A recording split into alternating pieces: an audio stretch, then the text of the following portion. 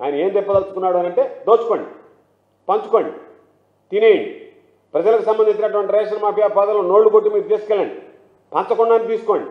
కానీ దానిలో ఏదన్నా ఉంటే మాత్రం ఆ వాటాలు ఏదన్నా ఉంటే నా దృష్టికి చెప్తే నేను ఏదన్నా సర్దుబాటు చేసేసి వాటాలు పనిచేస్తాను, ఆ వాటాలను మీకు తేడాలు వస్తే మీరు మాత్రం మైకుల్లో ఎక్కి మాత్రం మాట్లాడకూడదు, వీధికి ఎక్కకూడదు, రచ్చకెక్కకూడదు, పాత్రికేయుల సమావేశం ఏర్పాటు చేయకూడదు, మీడియాలో మాట్లాడకూడదు అని చెప్పి ఆయన హెచ్చరించడం జరిగింది.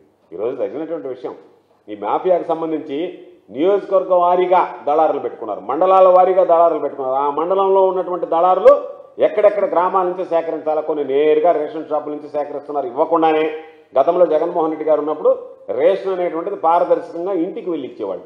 ఈరోజు అది తీసేశారు. పాపం పేదవాడు ఎవడో చదువు రానటువంటి వాళ్ళు లేకపోతే పాపం ఎస్టీలు ఎవడన్నా వెళ్తే మీ రేషన్ ఏం అయిపోయిందంటే గమ్ముగా రావాల్సినటువంటి పరిస్థితి, మాట్లాడలేడు, ప్రశ్నించలేడు. ప్రశ్నించేటువంటి నాయకులనే గొంతు నెక్కేటువంటి వీళ్ళు సాధారణమైనటువంటి ఎస్టీలు పాపం పేదవాళ్ళు వెళ్ళి మాట్లాడి వాళ్ళ మీద శక్తి లేదు.